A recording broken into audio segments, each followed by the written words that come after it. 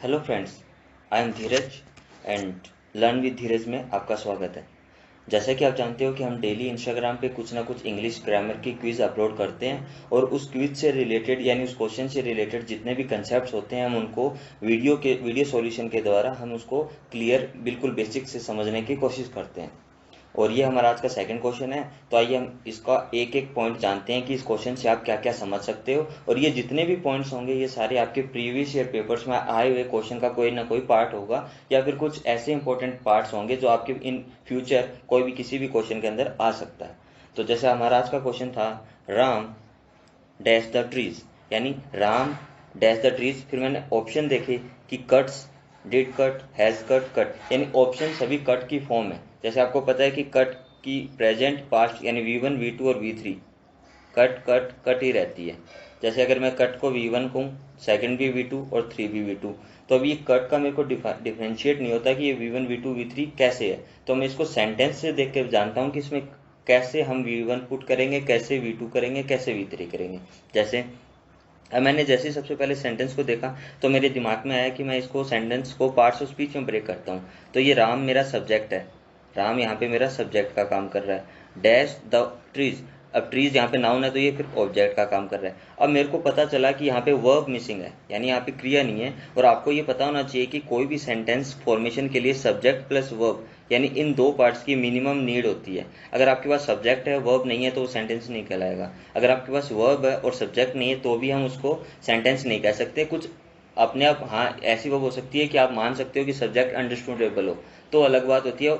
Otherwise subject plus verb होना जरूरी होता है। जैसे यहाँ पे वर्ब नहीं है तो मैं सबसे पहले ऑप्शन में ये चेक करूंगा कि मेरा वर्ब कौन सा है। तो मैंने देखा कट भी वर्ब है, डिड कट वर्ब है, हैज कट वर्ब है और कट भी वर्ब है। फिर मैं ये देखूंगा कि ये मेरे से टेंस की नॉलेज चाहता है कि टेंस क्या होता है।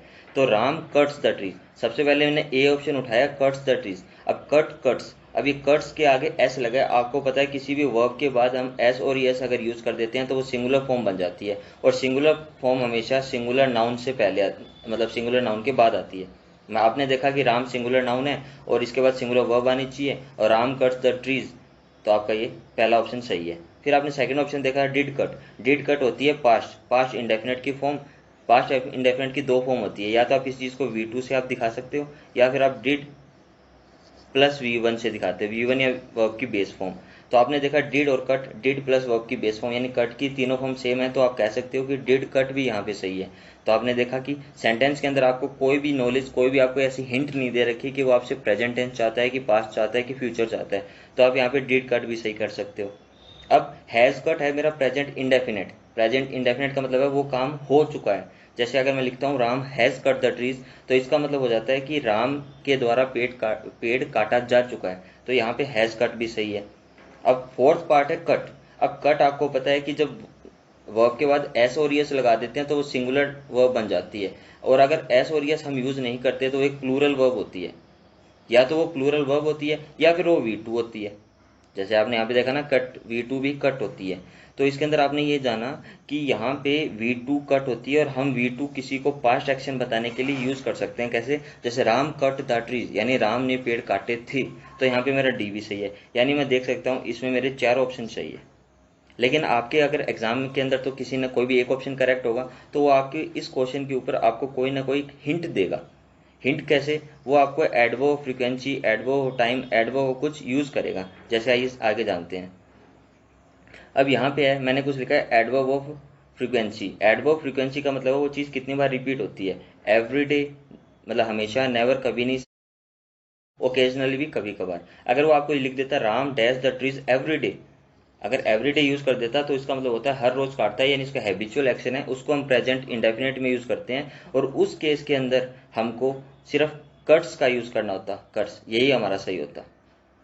अब हम और सीखते हैं। अगर वो आपको लिख देता Ram dash the trees yesterday, yesterday होता है एक पास्ट टाइम, पास्ट टाइम को हम V2 से बताते हैं, तो उस वक्त हमारा कट सही होता। यानी हम लिखते हैं राम कट द ट्री या फिर डिड कट द ट्री। दोनों में से आप कोई भी लिख सकते हो, दोनों का दोनों। अगर आपके सेंटेंस के लास्ट के अंदर आपको यूज किया होता है येट, सो फार या फिर ऑलरेडी। येट का मतलब होता है अभी तक, सो फार का भी मतलब अभी तक, ऑलरेडी मतलब पहले ही, हाँ मतलब वो कर चुका है कोई काम को। जैसे मैं लिख देता Ram dash the trees already, तो यहाँ पे मेरे को हैज़ कट यूज़ करना पड़ता, क्योंकि अगर ये वर्ड्स किसी सेंटेंस में यूज होते हैं तो हम प्रेजेंट परफेक्ट का यूज़ करते हैं, यानी हैज़ या फिर हैव प्लस V3, और हैज़ का हम यूज़ करते हैं सिंगुलर नाउन के लिए, हैव यूज़ करते हैं प्लूरल नाउन के लिए। हमारा राम यहाँ पे सिंगुलर नाउन है, तो यहाँ पे हैज़ प्लस V3, यानी कट कट कट तीनों फॉर्म सेम रहती है, तो Ram has cut the trees, ये यूज़ करना पड़ता हमको। सही है। तो गाइज आज के लिए इतना ही। अगर आपने हमारे YouTube चैनल सब्सक्राइब नहीं किया तो सब्सक्राइब कर दो, और डेली कोई ना कोई नए इंपॉर्टेंट फैक्ट्स, नए कंसेप्ट आप सीखिए। Thank you, keep learning.